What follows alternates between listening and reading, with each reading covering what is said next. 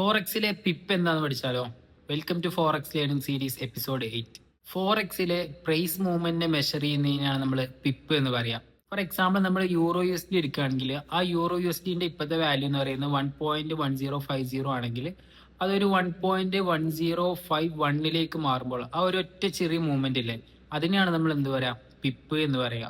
Most of the currency പെയർസിനും 4 decimal price ആയിരിക്കും ഉണ്ടാവുക. പക്ഷേ ജാപ്പനീസ് യെന്നിന്റെ പേഴ്സിന് നോർമലി 2 ഡെസിമൽസ് ആയിരിക്കും ഉണ്ടാവുക. ചില ബ്രോക്കർമാർ പിപ്പറ്റും കാണിക്കാറുണ്ട്. ഒരു പിപ്പറ്റ് എന്ന് പറഞ്ഞാല് പിപ്പിന്റെ 10-1 നമ്മൾ പിപ്പറ്റ് എന്ന് പറയാ. അത് 5ാമത്തെ ഡെസിമൽ പ്ലേസിലായിരിക്കും ഉണ്ടാവുക. നോർമലി പിപ്പ് 4ാമത്തെ ഡെസിമൽ പ്ലേസിലും പിപ്പറ്റ് 5ാമത്തെ ഡെസിമൽ പ്ലേസിലും ആയിരിക്കും ഉണ്ടാവുക. പിപ്പ് എപ്പോഴും പ്രൈസ് എത്ര മൂവ് ചെയ്തു എന്നാണ് കാണിക്കുക, അല്ലാണ്ട് നമ്മൾ എത്ര ക്യാഷ് കിട്ടും എന്നുള്ളതല്ല. അതിന് നമ്മൾ പൊസിഷൻ സൈസിങ് തന്നെ ചെയ്യണം. പൊസിഷൻ സൈസിങ് ചെയ്യുമ്പോഴാണ് നമ്മൾ എത്ര ലോട്ട് എടുക്കുന്നു അതിനനുസരിച്ചിട്ടായിരിക്കും നമ്മുടെ ക്യാഷ് അല്ലെങ്കിൽ നമ്മുടെ പ്രോഫിറ്റും ലോസും ഉണ്ടാവുന്നത്.